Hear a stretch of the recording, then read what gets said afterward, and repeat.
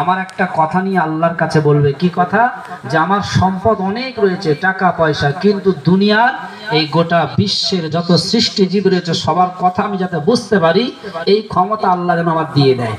আচ্ছা, এখানে যারা বসে আছেন সত্যি কথা বলবেন, কুকুর যে ভাষায় কথা বলে আমরা বুঝতে পারি বলে মনে হয়? আমরা জানি ঘেউ ঘেউ করছে, ঠিক না বেঠিক? গরু থেকে নিয়ে পৃথিবীর যত সৃষ্টি জগৎ রয়েছে কারো ভাষা বুঝি না, কিন্তু একজন নবীর ক্ষমতা দেওয়া হয়েছে যিনি সুলাইমান, সব ভাষা বুঝতেন, সবার কথা জানতেন। তো যাই হোক, বাদশাহ বললেন, নবী মুসা গিয়ে আল্লাহর কাছে শোনালেন। আল্লাহ বললেন, নবী মুসা যাও, এই ক্ষমতার ওই বাদশাহ আমি দিয়ে দিয়েছি পরীক্ষার জন্য। এখন বাদশাহী ক্ষমতা পেয়ে নিয়ে এখন উনি করলেন কি, পরের দিন কিছু গোস্ত এনে রান্না বান্না করলেন। এক টুকরো গোস্ত বাইরে যেই ফেলেছেন, একটা মোরগ এসে গোস্তের টুকরো ধরলেন। ধরার পর একটা কুকুর এসে ঘেউ ঘেউ করছে, তার ভাষায় বলছে যে মোরগ আজকে সারাদিন কিছু খেতে পাইনি, ওই গোস্তের টুকরোটা আমাকে দিয়ে দাও। ভালো করে শুনবেন, কিতাবের আলোচনা আমাদের জীবনে অত্যন্ত প্রয়োজন রয়েছে, কারণ আমরা আজকে এরকম দুনিয়াদার হয়ে গেছি, দুনিয়াদার হয়ে গেছি। এবার কুকুরি ভাষায় যখন বললেন, মোরগ তখন তার ভাষায় বলছে, দেখো কুকুর, সামান্য এই গোস্তের টুকরো তোমার পেট ভরবে না, কাল সকালবেলা এই মালিকের বাড়ি একটা হাতি রয়েছে, সেটা মারা যাবে, যত খুশি তুমি খেয়ে নিও। আচ্ছা, এই মোরগের এই কথাটা শুনেছে কে? কথা বলেন। বাড়িওয়ালা, মালিক, সব ভাষা বোঝে। মালিক শুনছে যে মোরগ বলছে কুকুরকে যে এই বাড়িওয়ালার একটা হাতি মারা যাবে, যত খুশি খেয়ে নিও। আচ্ছা, আপনারা যদি জানতে পারেন যে আমার হাতিটা কাল মারা যাবে, আর রাখবেন বলে মনে হয়? ভাইরা বাবাজিরা, কিতাবে বলা হয়েছে মালিক করলেন কি, ওই বাদশাহ সঙ্গে সঙ্গে হাতিটা নিয়ে সকাল হয়ে যাওয়ার আগে বিক্রয় করে দিয়েছে। যিনি কিনেছেন তার ঘরে মারা গেল। অনেক বৃত্তান্ত রয়েছে, বেশি লম্বা করব না, তবে শুনে রেখে দেন। এবারে বাদশাহ মনে মনে করলো বড় লাভ হয়েছে, পশু পাখির কথা শুনতে পেয়ে পরের দিন তিনি গোস্ত এনে রান্না বান্না করলেন, খাওয়া দাওয়া করতে বসেছেন।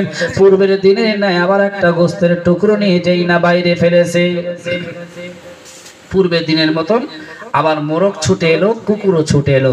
কুকুর এসে ঘেউ ঘেউ করে বলছে, মোরগ রে, আমার সঙ্গে তুমি ধোঁকা দিয়েছো, গতদিন হাতি মরে বলেছিলে, কই মরল না তো? তখন মোরগের ভাষায় বলছে, দেখো কুকুর, আমি বলেছিলাম ঠিকই, কিন্তু এই বাড়িওয়ালার হাতিটা মরেছে, আর আমি আজকে একটা খবর দিচ্ছি, শোনো, এই বাড়িওয়ালার একটা ঘোড়া রয়েছে, ওটা মারা যাবে, কাল সকালবেলা যত খুশি তুমি খেয়ে নিও। ভাইরা বাবাজিরা, কুকুর মনকে সান্ত্বনা দিয়ে চলে গেল। মুরগি তখন গোস্তটা খেয়ে নিয়েছে। সকাল হতেই না হতে ওই মালিকটা করলো কি, বাড়ির ঘোড়াটা বিক্রি করে দিয়েছে। উনি মনে মনে করলেন, বড়ই লাভ আমার হয়েছে, অনেক কিছু আমি লাভ পেয়ে গেছি। আবার পরের দিন এনে গোস্ত এনে রান্না বান্না করে যেই না একটা টুকরো নিয়ে বাইরে ফেলে দিয়েছে। ও মুসলমান, কিতাবে বলা হয়েছে এইবারে মোরগ আর কুকুর দুজনেই দৌড়ে এলো। মোরগ এসে গোস্তের টুকরোটা যেই না ধরেছে, ধরার পরে বলল, এবারে গোস্তের টুকরো ধরেছেন। কুকুর বলল, মোরগ রে, আজকে 2 দিন তুমি আমাকে ধোঁকা দিয়েছো, এইবারে হাতি মরবে তাও তো মরল না, ঘোড়া মরবে তাও তো মরল না। হে মোরগ রে, বরং গোস্তের টুকরোটা আমাকে দিয়ে দাও, আমি খেয়ে নিয়ে নেই। এবার মোরগের ভাষায় মোরগ বলছে, কুকুর তুমি শুনে রেখে দাও, আমি বলেছিলাম হাতি মরবে, তুমি দেখলে না, ঘোড়া মরবে বলেছিলাম, তুমিও দেখলে না, তবে আমি আজকে একজন মৃত্যুর কথা বলবো, তুমি নিশ্চয়ই জানতে পারবে। এই কথাগুলো বাদশাহ কিন্তু শুনছে, ঠিক না বেটি? বাদশাহ শুনছে যে আজকে কি বলে, দেখি কি মরার কথা, সেগুলো টেনে বেছে দেব। এবার কুকুর বলছে, কে মরবে বলো? মোরগ তখন বলছে, শোনো, এই বাড়ির যিনি মালিক, ওই মালিক কাল সকালবেলা মারা যাবে, দেশবাসীরা তার জানাজা করে কবর দিয়ে আসবে, যত খুশি তুমি কবর আলগা করে খেয়ে নিও। এ কথা মালিক শুনেছে। শোনার পরে আগে হাতি বেচেছে, ঘোড়া বেচেছে, আজকে আর বেচতে পারবে বলে মনে হয়? হ্যাঁ, ও যদি মনে করে জামাইকে বাড়ি গিয়ে 3 দিন থাকবো, কি করে আজরাইল আসে দেখি, যেতে পারে বলে মনে হয়? জামার বাড়ি যদি হেলিকপ্টার ভাড়া করে যদি আকাশে ঘোরে আর মনে মনে করে হেলিকপ্টারে আসি, আজরাইল ধরতেও পারবে না, পারবে বলে মনে হয়? কোরআনের 5 পারা এসেছে, আইনা মাতা কুনু ইউদরিকুমুল মাউতু ওয়ালাউ কুনতুম ফি বুরুজিম মুসাইয়্যিদা। আল্লাহ বলছে, বান্দা শোনো, মৃত্যুর ভয় দিয়ে লোহার ঘর যদি বানাও, কাঁচ দিয়ে সীসা দিয়ে যদি ঘর বানাও, আর ওই ঘরের ভিতরে অক্সিজেন নিয়ে ঢুকে যাও, খাদ্য নিয়ে ঢুকে যাও, বছরের পর বছর যদি থাকো, আর যদি মনে করো মৃত্যু আমার ধরতে পারবে না, আল্লাহ বললেন ফি বুরুজিম মুসাইয়্যিদা, নির্দিষ্ট সময় তার হয়ে গেলে ওই ঘরে তার মৃত্যু পতিত হতে হবে। এখন এ চিন্তা করছে কোথায় পালাই, হাতি বেচে দিলাম বাজারে, ঘোড়া বেচে দিলাম বাজারে, আমি বেচবো কোথায়, আমি যাব কোথায়? দৌড়ে চলে গেলেন পয়গম্বর হযরতে মুসার ঘরে। গিয়ে বলছেন, নবী মুসা, আমার ভুল হয়েছে, আমি জানতাম না যে আমার মৃত্যু এখন ছিল, না জানতেই মৃত্যু হতো আলাদা কথা, কিন্তু এখন জানতে পেরেছি কাল সকাল হলে আমার মৃত্যু হবে। আমার ভুল হয়েছে, ভাষাটা শোনা, আমাকে ক্ষমা করো, আল্লাহর কাছে যেন বলো আমার এর থেকে যেন বাঁচায়, আর মৃত্যু থেকে যেন আমাকে রেহাই করে দেয়। যেহেতু আমি ঠকিয়েছি মানুষকে, হাতি ঘোড়া মরো বলেছিলাম, সেগুলো সব বেঁচে আমি মানুষকে ঠকিয়ে দিয়েছি। আচ্ছা আপনারা বলেন তো দেখি, যার নির্দিষ্ট মরণের সময় হয়ে যায়, আল্লাহ কি তার কি মৃত্যুর সময় থেকে একটু সরিয়ে দেয় বলে মনে হয়? বিয়ে বাচ্চা কাঁদে, বাচ্চারা কাঁদে, হসপিটাল নার্সিং হোমের পাশে আজরাইল আসে, তারপরে দয়া করে মায়া করে বাচ্চার কান্না দেখে আজরাইল ফেরত যায় না। ঠিক বললাম না ভুল বললাম? মনে করে আজরাইল যে নির্দিষ্ট যে সময় দেওয়া হয়েছে সেই সময় তার রূহটা নিতে হবে। অতএব পয়গম্বর সুলাইমানের যখন মৃত্যু হয়েছিল, পয়গম্বর সুলাইমান মৃত্যুর আগে একটা ঘর নির্মাণ করছিলেন, মসজিদ বাইতুল মুকাদ্দাস, শুনেছেন তো নাকি? এই বাইতুল মুকাদ্দাস যখন নির্মাণ করছিলেন, তখন জিন জাতিরা তার কথা শুনে কাজ করছিল। আল্লাহ পয়গম্বর পাঠালেন, আজরাইল চলে এলো, মৃত্যু হবে। আজরাইলকে মহান আল্লাহর নবী সুলাইমান বলছেন, তুমি ফেরত যাও, আমি আল্লাহর কাছে আমার মৃত্যুর সময় একটু নিয়ে নেব। আল্লাহকে বলেন, আল্লাহ যদি আপনি আমার এখন মরণ দেন, বাইতুল মুকাদ্দাস অসমাপ্ত থেকে যাবে, অতএব আমার একটু হায়াত দেন, যাতে বাইতুল মুকাদ্দাস আপনারই ঘর যেন তৈরি কমপ্লিট হয়ে যায়। আল্লাহ বললেন, হে নবী সুলাইমান, যেটা আমার সুন্নাত, আমি আল্লাহ আমার সুন্নাত রয়েছে, নিয়ম রয়েছে, তার থেকে এক বিন্দু পরিমাণ সময় এদিক আর ওদিকে করি না। আমি যেটা করি সেটা নির্দিষ্ট সময় করি, এর থেকে কোনো আলাদা হবে না। অতএব একটা সুযোগ তুমি নবী হিসাবে আমার ঘরের জন্য দিতে পারি, সেটা কি? তাই বলে 1 বছর পিছিয়ে দেবে বলে মনে হয়? 10 দিন পিছিয়ে দেবে? তা করলেননি, কিতাব বলছে। ভাইরা বাবাজিরা, মহান আল্লাহ বললেন, নবী সুলাইমান শুনে রেখে দাও, আমি আল্লাহ তোমার জন্য আর আমার ঘরের খাতিরে একটা করে দিতে পারি, সেটা হলো কি, তোমার মৃত্যু যে সময় আছে সেই সময় তোমার মৃত্যু হয়ে যাবে, কিন্তু আমি আল্লাহ এত বড় ক্ষমতাবান, তোমার মৃত্যুর পরেতে তোমাকে আমি আল্লাহ মৃত্যু অবস্থাতে লাঠির উপরে ভর দিয়ে দাঁড় করিয়ে রাখবো। জোরে বলুন সুবহানাল্লাহ। নবী সুলাইমানের মৃত্যু হয়ে গেল, লাঠির উপরে ভর দিয়ে দাঁড়িয়ে আছেন। জিন জাতিরা মনে করছে যে নবী সুলাইমান মহলে যায়, ঘরে ঢোকে, পেশাব পায়খানার প্রয়োজন হয়, আবার আসে, আর আজকে নবী সুলাইমান একভাবে দাঁড়িয়ে আছে, তার মানে ডিউটি বেশি করে করতে হবে, নাইলে বিপদ। ঠিক না বেটি? জিনেরা আরো বেশি কাজ করছে, 10 দিনের কাজ 2 দিনে কমপ্লিট। জোরে বলুন সুবহানাল্লাহ। বাইতুল মুকাদ্দাস কমপ্লিট হয়ে গেল। এবারে জিনদের ভিতরে একজন বুদ্ধিমান জিন ছিল, সে চিন্তা করলো যে নবী সুলাইমান তো মানুষ, ওর তো বাড়ি যাওয়ার প্রয়োজন আছে, বিয়ে বাচ্চা আছে, কিন্তু আজ দীর্ঘদিন একই জায়গায় দাঁড়িয়ে একই অবস্থাতে রয়েছে, কোন জিনিসের মধ্যে আছে। তো একটা উই পোকা ধরে নিয়ে জিন ছেড়ে দিলেন নবী সুলাইমানের দিকে, আর ওই পোকাটা এসে ওই লাঠিকে ভর দিয়েছেন, আর লাঠির ভিতরে ঢুকে খাওয়া শুরু করলো, বাচ্চা তুললো, বংশ বিস্তার করলো, আর সমস্ত ওই পোকারাই লাঠি খেয়ে খেয়ে নিঃস্ব করে দিল। এক সময় নবী সুলাইমান লাঠি দুর্বল হয়ে পড়ে গেলেন। জিনদের দেখে বললে, দেখো আমি তোমাদের সর্দার, এই জিন বলছিলাম তোমাদের একটা সমস্যা আছে মধ্যে। নবী সুলাইমান আজকে মরেনি, অনেক দিন আগে মারা গেছে, কিন্তু বাইতুল মুকাদ্দাস কমপ্লিট করার জন্য আল্লাহ তাকে মৃত্যু অবস্থায় দাঁড় করে রেখেছিল। জোরে বলুন সুবহানাল্লাহ। মানুষ মনে মনে করছে যে আমার বাড়ি গাড়ি সব আছে, টাকা পয়সা সব আছে, নামাজ পড়ার কোনো দরকার নেই, সব মনে মনে হয়তো অনেকেই করে। আল্লাহর কসম, সবাই চলে যাবেন দুনিয়াতে। আপনি নিয়ত থাকলে, আশা থাকলেও এক মুহূর্ত, 1 সেকেন্ড থাকতে পারবেন না। অতএব বুদ্ধিমান তারা যারা এই দুনিয়ায় থাকতে কবরে পুঁজি সঞ্চয় করতে পেরেছে, দুনিয়াও চলবে তার মাধ্যম দিয়ে কবরে পুঁজি সঞ্চয় করতে। অতএব আমরা সকলে নিয়ত করব আগামী কাল থেকে যেন 5 ওয়াক্ত নামাজটাকে বাকায়দা আদায় করি। সকলে বলেন ইনশাআল্লাহ। ইনশাআল্লাহ। জোরে বলেন ইনশাআল্লাহ। 5 ওয়াক্ত নামাজ আদায় করবেন। দ্বিতীয় নম্বর, আমি একটা কথা বলেছিলাম, রাসূল বলেছেন মুদমিনুল খামর, এই মদ খাওয়া, মদ ব্যক্তিদের জন্য জান্নাত হারাম। আর দ্বিতীয় নম্বর হলো ওয়াল আকলি, যারা পিতামাতার অবাধ্য সন্তান। আজকে ছেলেদের হাতে টাকা রয়েছে, বাপ মাকে চেনে না, মনে করছে যে টাকা আছে এতেই সমাপ্ত। একটা গরিব মানুষ বাপ 500 টাকার ঔষধ কিনবে, অনেক ছেলেদের কাছে ভিখারির মতন হাত চাইতে হয় বর্তমান সময়। তবে আপনার এলাকায় টাকা পয়সা আছে, সেই সমস্যাটা মনে হয় নেই। তবে রাসূল বলেছেন হুমা জান্নাতুকা ওয়া নারুকা, সন্তানের জন্য জান্নাত আর জাহান্নাম হলো তার মা আর তার আব্বা। জোরে বলুন সুবহানাল্লাহ। ভাইরা বাবাজিরা, এবার আমি শেষ কথায় আপনাদের কাছে বলতে চাই, বিশ্বনবী জনাবে মুহাম্মদুর রাসূলুল্লাহ জানিয়ে দিয়েছে এই পৃথিবীর মধ্যে তিন শ্রেণীর মানুষের ভিতরে 3 নম্বর হলো যাকে মহান আল্লাহ জান্নাত হারাম করেছে, তিনি হলো দায়ুস। এই দায়ুসকে মহান আল্লাহ জান্নাত হারাম করে দিয়েছে। দায়ুস কাকে বলা হয় আপনারা জানেন নাকি? একটু কথা বলে, দায়ুস কাকে বলা হয়? চতুষ্পদ কোন জন্তু জানোয়ারকে নয়। রাসূলুল্লাহ বলেছেন দুনিয়ার সেই সমস্ত মানুষ যারা 4 জন নারীকে বেপরদায় রাখে। এই 4 জন নারী যদি বেপরদায় থাকে, আপনি নামাজ পড়ুন, রোজা করুন, হজ করুন, যাকাত করুন, যাই করুন না কেন, আপনার নাম হবে দায়ুস। আর রাসূল বলেন আমি যখন জান্নাতে গিয়েছিলাম, জান্নাতের গেটে দেখেছিলাম মেরাজে, আর দায়ুস লা ইয়াদখুলুল জান্নাহ, জান্নাতের ভিতরে দায়ুস প্রবেশ করবে না। আপনারা দেখেছেন বিভিন্ন ঘরের গেটে বিভিন্ন রকম লেখা থাকে, তো জান্নাতের গেটে লেখা রয়েছে আর দায়ুস লা ইয়াদখুলুল জান্নাহ, দায়ুস কোনোদিন জান্নাতে যাবে না। 4 শ্রেণীর নারী কারা? ভাইরা বাবাজিরা, হাদিস শরীফের মধ্যে বিশ্বনবী আমাদের জানিয়ে দিয়েছে, হে পৃথিবীর মানুষ তোমরা শুনে রেখে দাও, এই 4 শ্রেণীর নারীর ভিতরে হলো প্রথম নম্বর হলো তোমার মা, দ্বিতীয় নম্বর হলো তোমার বিবি, চতুর্থ নম্বর হলো তোমার মেয়ে, তৃতীয় নম্বর হলো তোমার মেয়ে, আর চতুর্থ নম্বর হলো তোমার বোন। এই 4 জন নারীকে যে পুরুষেরা পর্দায় না রাখতে পারবে, ওই পুরুষের নাম হবে দায়ুস। কিয়ামতের দিন হাসরের ময়দানে একজন নারী জাহান্নামী হয়ে যাবে, জাহান্নামের কাছে পৌঁছে গিয়ে বলবে, হে আল্লাহ আমি জাহান্নামে যেতে চাই না, আমার আব্বা দুনিয়ায় ছিল, আব্বাকে আমার কাছে ডেকে দিয়ে দাও, আব্বাকে ডেকে নিয়ে তোমার জাহান্নামে যেতে চাই।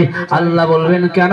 ওই সময় বান্দি বলবে, আল্লাহ দুনিয়াতে আমার আব্বা আমাকে জন্ম দিয়েছিল, জন্ম দেওয়ার পরে আমার পর্দা পশিদার কথা বলেনি, বরং ঈদের দিন যখন এসে যেত আমি একটা জামা চেয়েছিলাম, আর এমন জামা আমাকে কিনে দিয়েছিল যে জামাটা পরে আমি ঈদের দিনে ঘুরেছিলাম বিভিন্ন বন্ধু বান্ধবীর ঘরে, আমার দেহের বিভিন্ন অংশ পতঙ্গ বিভিন্ন কায়দায় দেখা গিয়েছিল।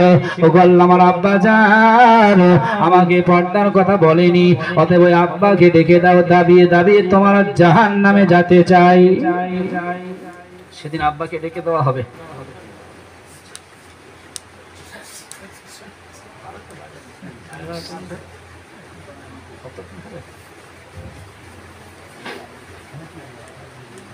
না আপনার এই ভাই দাবার কষ্ট হচ্ছে হ্যাঁ নাকি?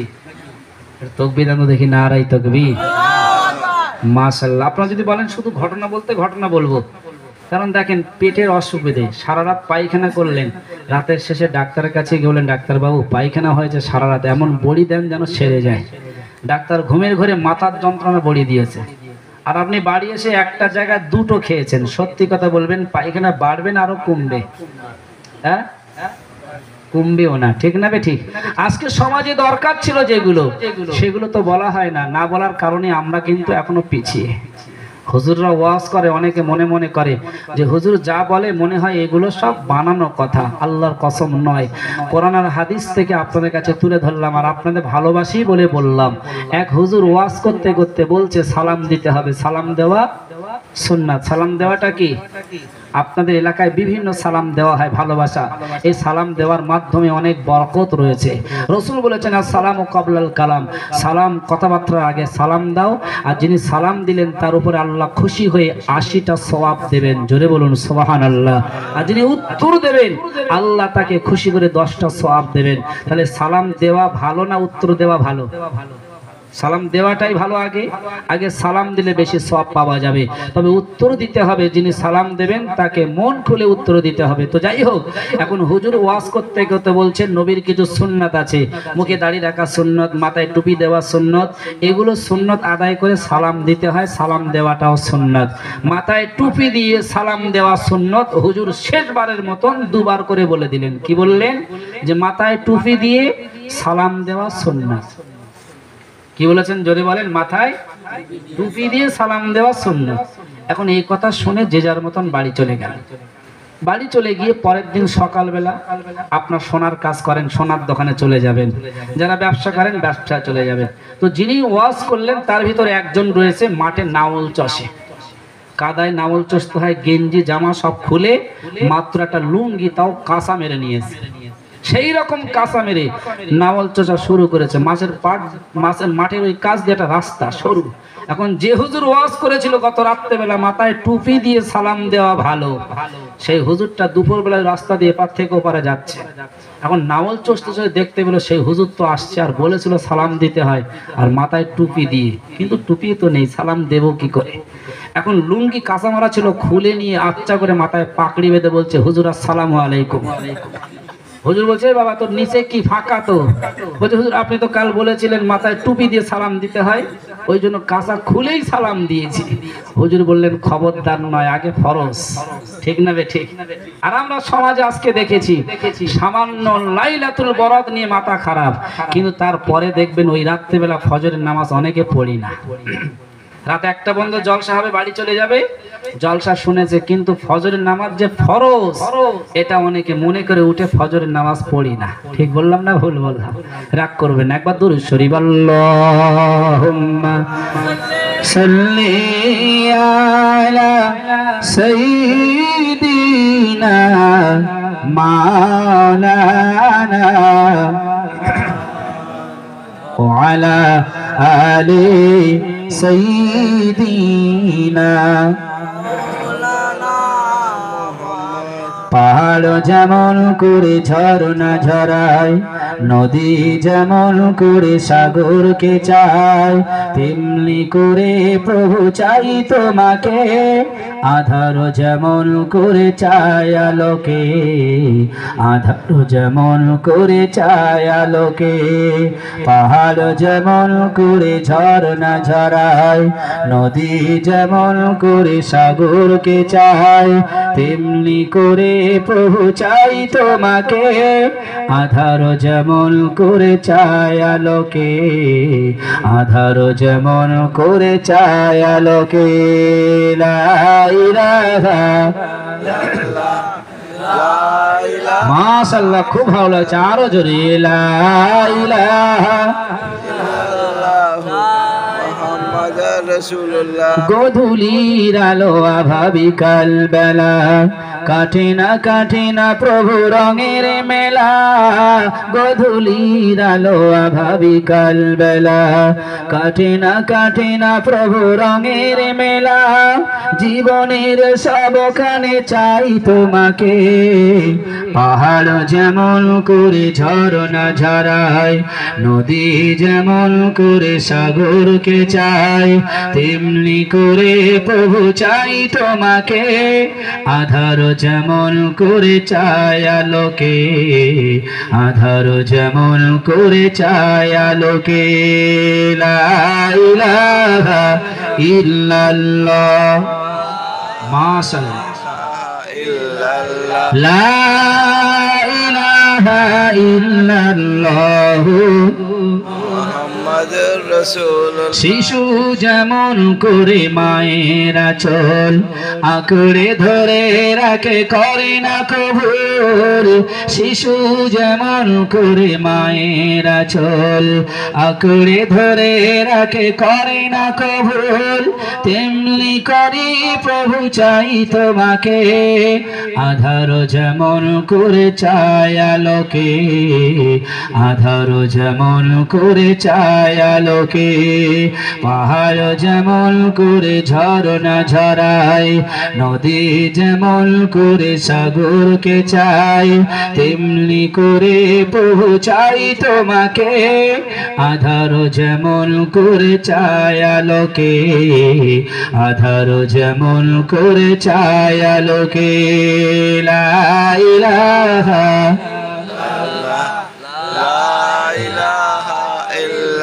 লা ইলাহা ইল্লাল্লাহ মুহাম্মাদুর রাসূল। ও ভাইরা বাবাজিরা, বিশ্বনবী আমার সাহাবীদের নিয়ে বসে রয়েছেন, সাহাবীরা সবাই বসা রয়েছেন। এমন সময় নবী আমার বললেন, সাহাবীরা তোমরা শোনো, ইজতানিবুস সাবআল মুবিকাত, সাতটা ধ্বংসকারী বস্তু থেকে তোমরা বেঁচে থাকবে। রাসূলের সাহাবীরা বললেন, ইয়া রাসূলুল্লাহ, সেগুলো কি আপনি শুনিয়ে দেন, কি সেই ধ্বংসকারী? আল্লাহ নবী আমার বললেন, সাহাবীরা, কেউ যদি নামাজ পড়ে, রোজা করে, যাকাত দেয়, হজ করে, বিভিন্ন নেক কাজ করে, আর এই সাতটা কাজ যাদের মধ্যে থাকবে, আমি রাসূল বললাম এই সাতটা কাজের কারণে তাদের নামাজকে ফুরিয়ে ফেলবে, তাদের রোজা, তাদের হজ, যাকাত সব কিছু ধ্বংস হয়ে যাবে। এখন আপনারা বলেন তো মুসলমান, শোনা দরকার আছে না নাই সেই সাতটা বিষয়? কারণ আমরা নামাজ পড়ি, রোজা করি, নেক কাজ করি, যতটুকু পারেন আপনারা চেষ্টা করেন। আর এই সাতটা কাজ যদি আমাদের মধ্যে থাকে, তাহলে আমাদের ইবাদতগুলোকে কাঠের মতন পুড়িয়ে ফেলবে আগুন।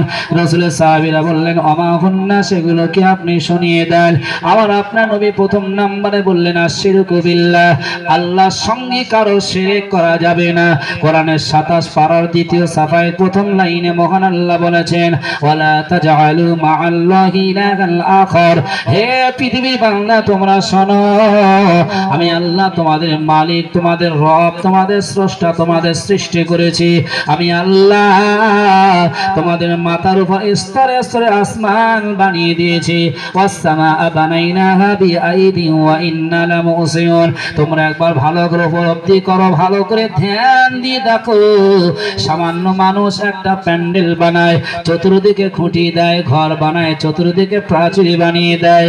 আর আমি আল্লাহ গোটা আসমানটা বানিয়েছি বিনা খুঁটিতে, বিনা বাঁধনে। একবার জোরে জোরে বলুন সুবহানাল্লাহ। আল্লাহ বললেন, বান্দারে, ওয়াল আরদা ফারাশনাহা ফানিমাল মাহিদুল। আর আমি আল্লাহ তোমাদের জন্য জমিনটাকে বিছানার মতন বিছিয়ে দিয়েছি। ওমিন কুল্লি শাইইন খালাকনা যাওজাইন লাআল্লাকুম তাযাক্কারুন। আমি আল্লাহ দেখতে চাই যাতে করে আমি আল্লাহ আমার অনুসরণ তোমরা করো। একবার জোরে বলুন সুবহানাল্লাহ। কারণ বান্দারে, পৃথিবীর কোনো সরকার নাই, পৃথিবীর কোনো ব্যক্তিত্ব নাই আমার আপনার রোজের ব্যবস্থা বানাবে। মায়ের পেটে যখন ছিলাম, কোনো সরকার, কোনো ডাক্তারের ক্ষমতা হয়নি মায়ের পেটে রোজের ব্যবস্থা বানানো। আল্লাহ বললেন, বান্দারে, ইন্নাল্লাহা হুয়ার রাজ্জাকু যুল কুওয়াতিল মাতিন। আমি আল্লাহ গোটা পৃথিবীর সৃষ্টি জগতের জন্য সুন্দরভাবে রোজের ব্যবস্থা বানিয়ে দিয়েছি। তাই নবী আমার বললেন, আশরিকু বিল্লাহ, আল্লাহর সঙ্গে তোমরা শিরক করবে না। বর্তমান মানুষ বলুন তো দেখি, কারো শরীর খারাপ হয়েছে, ডাক্তার কলিমুদ্দিনের কাছে গেলেন, ঔষধ দিল, আপনার সারল না। আপনি মনে করলেন ডাক্তার বাহাউদ্দিনের কাছে যেতে হবে, ঔষধ খেলেন, এবার বাড়ি গিয়ে বললেন, দেখো কলিমুদ্দিন ঔষধ দিয়েছে, ভালো হলো না। বাহাউদ্দিন ঔষধ দিল, ঔষধ খেয়েই ভালো হয়ে গেছে। বলা বলি করি না, করি না, জোরে বলেন। বলো, চিত্তরঞ্জনে গিয়েছি, ভালো হয়নি। সেই টাকা দিয়ে নার্সিং হোমে গেছি, ডাক্তার ভালো সুবিধা করে দিয়েছে। বলেন না, বলেন না? আচ্ছা, সুবিধা কে করেছে একটু বলেন তো দেখি। আল্লাহ করেছে। আল্লাহ বলছে, বান্দা শোনো, আমি আল্লাহু আল হাইয়ুল কাইয়ুম লা তাখুযুহু সিনাতুন ওয়ালা নাওম। পৃথিবীর মানুষেরা ঘুমায়, সবাই, রাজা বাদশা ঘুমায়, মন্ত্রী মোড়ল মাতব্বর ঘুমায়, স্বামী স্ত্রী ঘুমায়, বাচ্চারা ঘুমায়, গোটা পৃথিবী ঘুমায়। আমি আল্লাহ, আমার কোনো ঘুম নেই। আমি আল্লাহ সর্বদাই বান্দাদের জন্য নিয়োজিত। জোরে বলুন সুবহানাল্লাহ।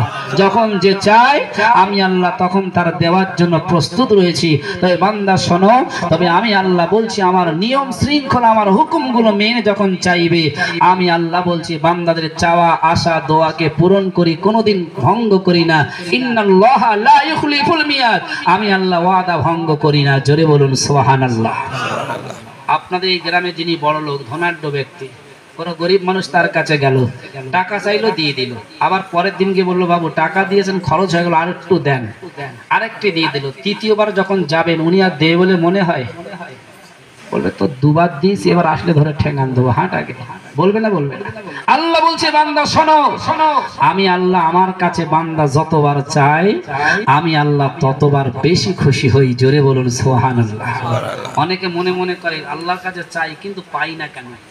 তলা যদি ফাঁকা রেখে দিয়ে দেন, একটা ডাব্বা এনেছেন, এনে তলা ফাটিয়ে ফাঁকা করে চাল ঢেলছেন উপর থেকে, ভর্তি করবেন, 10 বস্তা ঢেলা হয়ে গেল, ভর্তি হয় না। ভুল কার? ওই তলা যদি না ফাটাতেন তাহলে ভর্তি হতো, ঠিক না বেঠিক? আজকে হিসাব করে বুকে হাত দিয়ে বলেন আমাদের জীবন ব্যবস্থাটা কোরআনের মধ্যে হয়েছে কিনা। আপনি বুকে হাত দিয়ে বলেন আমাদের জীবন ব্যবস্থাটা সুন্নাত আকীদায় চালাচ্ছি কিনা। যদি আপনি সুন্নাত আকীদায় চালাতে পারেন, কোরআনের বিধান অনুযায়ী মানতে পারেন, আল্লাহর কসম আমাদের পীর আবু বকর সিদ্দিক তিনি মেনেছিলেন, তাই আল্লাহর কাছে যখন খুশি তখন চেয়েছে পেয়েছে। বসিরহাটে আল্লামা রুহুল আমিন সাহেব তিনি চেয়েছেন, শাহ ওলিউল্লাহ মুহাদ্দিস দেহলভী তিনি জীবন তৈরি করেছিলেন, যখন যেটা চেয়েছেন তখন পেয়েছেন। আমরা যদি জীবন তৈরি করি আমরা পাবো না? পাবো না? অবশ্যই পাবো। আমরা তৈরি করতে পারি না। ভাইরা বাবাজিরা, আমি যে কথা বলতে চলে এসেছি, তাহলে এই যে তানিবুস সাবাউল মুবিকাত ভালো করে মাথায় রাখবেন। 7টা ধ্বংসকারী বস্তু, আর আমি বলছি বলে শুনে চলে যাবেন তা নয়। এই 7টা ধ্বংসকারী বস্তু থেকে বেঁচে থাকতে চেষ্টা করতে হবে। রাসূলের সাহাবীরা এবার বললেন, হে নবী আপনি বলুন বলুন দ্বিতীয় নম্বর কোনটি আপনি শুনিয়ে দেন। আমার আপনার নবী বলেন আসসিহরু, তোমরা জাদু করবে না। দ্বিতীয় নম্বর হলো কতলুন নাফসুল্লাতী হারামাল্লাহু ইল্লা বিল হক, অন্যায় ভাবে কেউ কাউকে হত্যা করতে পারবে না। অসুবিধা হয় না তো নাকি? অন্যায় ভাবে কেউ কাউকে হত্যা করতে পারবে না। এখন সমাজে অন্যায় ভাবে হত্যা হচ্ছে না? হচ্ছে না? প্রচুর পরিমাণে। এখন ধরে নেন কেউ অন্যায় করে হত্যা করেছে, শেষ টাইমে গিয়ে মসজিদ বানাচ্ছে, মাদ্রাসা বানাচ্ছে, হজে 4-5 বার যাওয়ার লাইন দিচ্ছে। এখন আপনারা বলেন তো দেখি, আল্লাহ তো বলে দিয়েছেন হুকুকুল্লাহর হুকুকুল ইবাদ, একটা বান্দার হক আর একটা আল্লাহর হক। যদি আল্লাহর হক আল্লাহ কাউকে ক্ষমা করতে চায় ক্ষমা করে দিতে পারে, আর যদি বান্দার হক থাকে আর বান্দা যদি ক্ষমা না করে জীবনে ক্ষমা হবে না। অতএব বান্দার কাছে যদি ভুল করে ফেলেন, অন্যায় করে ফেলেন, আমাদের লক্ষ্য করতে হবে যেন ভুল বান্দার কাছে না করি, ঠিক না বেটি? আচ্ছা, এবার একটা প্রশ্ন করি আপনাদের কাছে, এই বান্দার কোন একটা বান্দার দাম বেশি না কাবা শরীফের দাম বেশি? কে বলতে পারবেন?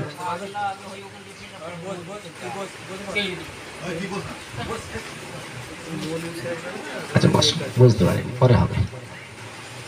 কি বলেছি বলেন তো দেখি, কাবা শরীফের দাম বেশি না একটা বান্দার দাম বেশি? চিন্তা করছেন কার বলি, জানেন না নাকি? রাসূলুল্লাহ বলেছেন যদি কেউ কাবা শরীফকে ভেঙে দেয় যতটা গুনাহ না হবে, আল্লাহর কোনো বান্দাকে অন্যায়ভাবে হত্যা করলে তার থেকে দ্বিগুণ অন্যায় আর গুনাহ হবে। তাহলে দাম বেশি কার বলে মনে হয়? হ্যাঁ, বান্দার দাম। কিন্তু দুনিয়ার মানুষ করি কি, বান্দার দাম দেই? মোবাইল খুললে দেখা যায় বিভিন্ন রকম ভাবে মানুষ হত্যা হচ্ছে, বিভিন্ন রকম ভাবে। অতএব অনুরোধ করব যারা মাহফিলে বসেছেন, আপনাদের জীবনটাকে তৈরি করুন। পরকাল আমাদের সবার আছে, সেখানে আমাদের যেতে হবে। এই দুনিয়া থেকে এমন কিছু না করি যাতে পরকালে গিয়ে আমাদের ক্ষতি হয়, ধরা পড়তে হয়। বাইরে বাবাজিরা, তাই রাসূলুল্লাহ জানিয়েছে ওয়াকাতুলুন নাফসুল্লাতী হারামাল্লাহু ইল্লা বিল হক, অন্যায় ভাবে কেউ কাউকে হত্যা করতে পারবে না। চতুর্থ নাম্বার হলো ওয়াতুম মালু মালিল ইয়তিম, ইতিমের মালগুলো তোমরা ধ্বংস করতে পারবে না। তাই বর্তমান সমাজে মাদ্রাসা মক্তব তৈরি হয়েছে, আমার তো মনে হয় বিভিন্ন জায়গায় এতিমদের মাল নিয়ে তারা লুণ্ঠন করতে চলেছে। লক্ষ্য করবেন দান আপনারা দেবেন, কিন্তু আমার মনে হয় সঠিক জায়গা থেকে দান করা দরকার আছে না নাই? আবার কেউ কেউ বলে হুজুর ও কথা বলবেন কেন, দান করার ইচ্ছা হয়েছে দিয়েছি, যেখানে পারে সেখানে সেই বুঝবে। আচ্ছা ঠিক হবে না ভুল হবে কথা বলেন তো দেখি। আমি ছোট্ট একটা রিওয়ায়াত বলছি। আল্লাহর নবী বসা আছেন, একজন ভিখারি এসে বলল নবী আমার কিছু ভিক্ষা দেন। নবী বললেন তোমার ঘরে কিছু আছে? বলল না। নবী ফের জিজ্ঞাসা করলেন কিছু আছে? বলল না। আল্লাহ নবী ধমক দিয়ে বললেন ভালো করে দেখো তোমার ঘরে কিছু আছে কিনা। সে বলল হুজুর আমার ঘরে একটা কম্বল আছে, তাছাড়া কিচ্ছু নেই। তো কম্বলটা আনলেন, নবী আনতে বললেন, নবী বাজারে গিয়ে বিক্রি করলেন। ধরে নেন 3 টাকা বিক্রি হলো, 1 টাকায় নবী কুড়ুল কিনলেন, 2 টাকা আরেক টাকা দিয়ে নবী তার খাদ্য খাবার কিনলেন, আর 1 টাকা তার কাছে দিয়ে বললেন যাও এই কুড়ুল নিয়ে আগামী কাল থেকে বাগানে বনে কাটবে বিক্রি করবে, বাজারে যা হবে তোমার অনেক মুনাফা হবে। এখন উনি চলে গেল ভিক্ষার ঝুলি রেখে দিয়ে, খাদ্য নিয়ে বাড়ি রাখলেন, কুড়ুল নিয়ে তিনি কাটতে গেলেন। 2-4 মাস পরে রাসূলের দরবারে এসে বললেন ইয়া রাসূলুল্লাহ আপনি যে কাজ শিখিয়েছেন ওই কাজটার মাধ্যম দিয়ে ভিক্ষা করার থেকেও আমি অনেকটা লাভবান হয়েছি। জোরে বলুন সুবহানাল্লাহ। অতএব চাইতে গেলে তাকেও সাবধানতা অবলম্বন করতে হবে, যিনি দেবেন তাকেও সাবধানতা অবলম্বন করতে হবে। আমার তো মনে হয় বর্তমানে এতিমদের মাল নিয়ে লুণ্ঠন চলছে, এতিমদের মাল নিয়ে চতুর্দিকে লুণ্ঠন চলছে। অতএব আপনার থেকে খেয়াল রাখুন। তাহলে চতুর্থ নম্বর হলো আকমালু মালিল ইয়াতিম, এতিমের মালগুলো তোমরা ধ্বংস করো না। ভাইরা বাবাজিরা, এবারে চতুর্থ নম্বর নবী আমার জানিয়েছে আকমালু মালিল রিবা, তোমরা সুদ ভক্ষণ করতে পারবে না। পঞ্চম নম্বর হলো অকাসফুল মুহসানাতিল মুমিনাতিল গাফিলাত, যুদ্ধের ময়দান থেকে তোমরা পালিয়ে যেতে পারবে না। আর তোমাদের ঘরে সতী সাধবী নারী যারা রয়েছে তাদের জীবনে কোনোদিন তোমরা বেহায়ার মতন তাদের দোষারোপ করতে পারবে না। ও ভাইরা বাবাজিরা, আমি অনেক কথা লম্বা আলোচনা করতে গিয়ে শুধুমাত্র সমাজ সন্নিধানের কথা বলতে আমি লেগে গিয়েছি। আপনাদের হয়তো খারাপ কিংবা ভালো লাগতে পারে, তবে শোনার পরে আমল করবেন, নিশ্চয়ই নিঃসন্দেহে লাভবান হয়ে যাবে। আমি যেটা বলতে বলতে দূরে চলে এসেছি। আল্লাহর নবীর একটা হাদিস বলেছিলাম, নবীজি বলছেন নতুন কাহুল মারওয়াতুল আরবাইন, তোমরা বিবাহ করো চারটে গুণ দেখে। তবে আমার আপনার নবী সোনার নবী চারজন নারীকে দেশের নারীদের জন্য আইকন বানিয়ে দিয়েছেন। ওই চারজন নারীদের ভিতরে প্রথম নাম্বার হলো আম্মা জান খাদিজাতুল কুবরা, দ্বিতীয় জন হলেন হযরতে আয়েশা, তৃতীয় জন হলেন হযরতে ফাতেমা, আর চতুর্থ জন হলো হযরতে আসিয়া। এই চারজন নারীর জীবন ব্যবস্থা দেখে কোনো নারী যদি দুনিয়ায় চলে, নিঃসন্দেহে ওই নারীরাই হবে দুনিয়ায় থাকতে জান্নাতি। জান্নাতি, জোরে বলুন সুবহানাল্লাহ। আপনারা শুনেছেন, তারপরে শোনা ঘটনা বলতে হবে, কিতাবের আলোচনা। রাসূলের স্ত্রী ছিল কতজন বলেন তো দেখি? হ্যাঁ, 11 জন। কেউ বলেছেন 9, কেউ বলেছেন 13 জন। তো যাই হোক, সর্বপ্রথম যে স্ত্রী ছিলেন রাসূলুল্লাহর, সেই স্ত্রীর নাম কি? আম্মাজান খাদিজাতুল কুবরা। আম্মাজান খাদিজার বয়স তখন 40, আর নবীর বয়স তখন মাত্র 25। অনেকেই বলা বলি করে বিধর্মীর অনেক রকম, মানে তবে সেই রকম ব্যক্তি নয় যারা বলে। আমার মনে হয় তাদের ইতিহাস ঘাটা দরকার। তারা বলে মুহাম্মাদের চরিত্র খারাপ, আদর্শ ভালো ছিল না, তাই সমাজে একটা নয়, দুটো নয়, 11টা থেকে আরো বেশি বিবাহ করেছে। আমি তাদেরকে বলতে চাই, আমার আপনার নবী সোনার নবী যেদিন বিবাহ করেছিলেন, নবীর বয়স তখন ছিল 25, আর যার সঙ্গে বিবাহ করেছে তার বয়স ছিল 40 বছরের। আপনাদের সুস্থ সমাজের কোনো মানুষ যদি মেয়ে দেখতে যায়, আর মেয়ে দেখতে গিয়ে যদি ছেলের বয়স যদি 25 হয় আর মেয়ের বয়স যদি 26 হয়, ছেলের বাপ কি চাইবে যে 26 বছরের ছেলে 25 বছরের মেয়ে, মানে ছেলের সঙ্গে 26 বছরের মেয়েটার বিবাহ দেই? কেউ চাইবে বলে মনে হয়? একটা বছর বেশি হলে তাই চাইবে না। আর রাসূলুল্লাহ বলেছেন, আমি যে স্ত্রীটাকে বিবাহ করেছি তিনি হলেন 40 বছরের বয়স্ক নারী, আর আমার বয়স তখন 40। ভাইরা বাবাজিরা, আম্মা জান খাদিজাতুল কুবরা যখন ইন্তেকাল করেছেন, 25 বছরের সংসার জীবন করার পরে 65 বছর বয়সে যখন আম্মা জান খাদিজা ইন্তেকাল করলেন, আমার আপনার নবী সোনার নবী জনাবে মুহাম্মাদুর রাসূলুল্লাহ কবরের কাছে চলে গেলেন। কবর দেওয়ার জন্য সাহাবীরা কবরে মাটি দিয়ে যে যার মতন চলে গেলেন। আমার আপনার নবী সোনার নবী তিনি কবরের কাছে বসে রয়েছেন, মনটা খারাপ করে চোখের পানি ঝরাচ্ছেন। সাহাবীরা মনে করছেন যে আমরা সবাই চলে এসেছি, আমাদের নবী তিনি কেন আসছেন না, চলো যাই নবীকে ডাকি। সবাই ডাকতে এলেন, বললেন ইয়া রাসূলুল্লাহ আমরা সবাই চলে এসেছি, আপনি কেন যান না? ওই সময় রাসূল বললেন, সাহাবীরা তোমরা শুনে রেখে দাও, আমি রাসূলুল্লাহ যখন দিনের দাওয়াত দিয়ে ঘরে ফিরতাম, যখন ঘরে আসতাম রাতের গভীর রাতের মাঝখানে রাতের শেষে, আমি রাসূল যদি খাদিজা বলে একবার ডাক দিতাম, সঙ্গে সঙ্গে আমার খাদিজা আমার জন্য দরজাটা খুলে দিত। আমি একদিন খাদিজাকে বললাম, খাদিজা রে তুমি কি রাতে বেলা ঘুমাও না নাকি? যখন ডাকি তুমি তখন দরজাটা খুলে দাও। হে আমার সাহাবীরা, আমার খাদিজা ওই সময় বলেছিল, ইয়া রাসূলুল্লাহ আপনি হলেন আমার প্রাণের স্বামী, আর আপনার খেদমতের দায়িত্ব হলো আমার, আমি আপনার খেদমত করার জন্য মহান আল্লাহ আমাকে নারী বানিয়ে দিয়েছে। অতএব আপনার খেদমত করার জন্য যদি আমি রাতে বেলা ঘুমিয়ে যাই আর আপনি যদি ঘরের দরজা খাদিজা খাদিজা বলে বারবার ডাক দিয়ে দেন, আপনার সঙ্গে আমার বেয়াদবি হয়ে যাবে। তাই আমি খাদিজা যেদিন আপনার সঙ্গে বিবাহ হয়েছে সেই দিন থেকে আপনি ছাড়া বিছানায় মাথা লাগাই নাই। জোরে বলুন সুবহানাল্লাহ। হে সাহাবীরা তোমরা শুনে রেখে দাও, আমি রাসূলুল্লাহ খাদিজার প্রতি এতটাই সন্তুষ্ট হয়ে রয়েছি যে খাদিজা আমাদের জন্য আমার জন্য সারা জীবন তিনি কষ্ট করেছে। আজ খাদিজার কবরে চলে গেল, প্রশ্ন হবে মান রাব্বুকা মান নবিয়ুকা মান দীনুকা। আমার খাদিজার প্রশ্নের জবাবটা আমি রাসূলুল্লাহ দেওয়ার জন্য বসে রয়েছি। আরেকবার জোরে জোরে বলুন সুবহানাল্লাহ। আমার আল্লাহ জিবরাইল দিয়ে খবর পাঠিয়ে দিচ্ছেন, নবী কাছে এসে বললেন, নবী আপনি চিন্তিত হবেন না, দুনিয়ার গোটা সমাজের নারীর থেকে আমার আল্লাহ একজন নারীকে সালাম পাঠিয়েছেন, তিনি হলেন খাদিজা। আর খাদিজার কবরের প্রশ্নের জবাবের ব্যাপারে আল্লাহ নিজেই দায়িত্ব নিয়েছেন। জোরে বলুন সুবহানাল্লাহ। অতএব এরকম নারী তৈরি হতে হবে। আমরা স্বামীরা অনেক বাড়িতে যাই, স্ত্রীদের কাছে যদি এরকম খেদমত পাই, রাসূল বলেছেন ওই স্ত্রীরা জান্নাতি হবে। তবে বর্তমান সমাজে সেই স্ত্রী খুঁজে পাওয়া সম্ভব নয়। তাই রাসূল বলেছেন যে পৃথিবীর মধ্যে কুল্লুহা মাতাউন ওয়া খায়রু মাতাঈদ দুনিয়া আল মারওয়াতু সালিহা। সতী সাধবী স্ত্রীগণ হলো দুনিয়ার সবথেকে দামি সম্পদ। জোরে বলুন সুবহানাল্লাহ। ভাইরা আমি যে কথা বলছিলাম, হযরতে মুসা আলাইহি ওয়াসাল্লাম এবারে মহান আল্লাহর কাছে চলে গেলেন।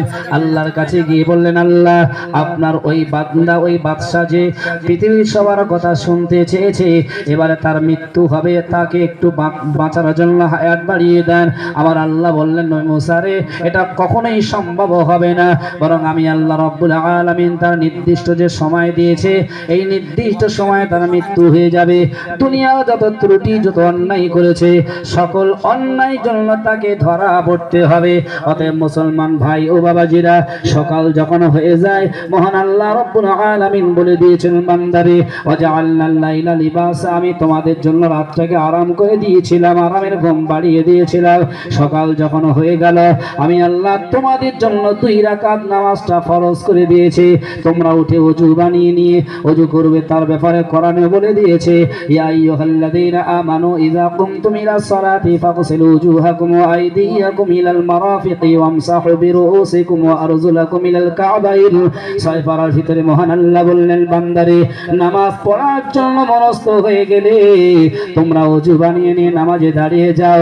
আমার নবী মুহাম্মদ মিরাজ করেছে 7 আসমান পাড়িয়ে গিয়ে, আর কোন বান্দা যদি নামাজের পাটিতে দাঁড়িয়ে যায় সে যেন মনে করে আল্লাহর সঙ্গে মিরাজ করছে। জোরে বলুন সুবহানাল্লাহ।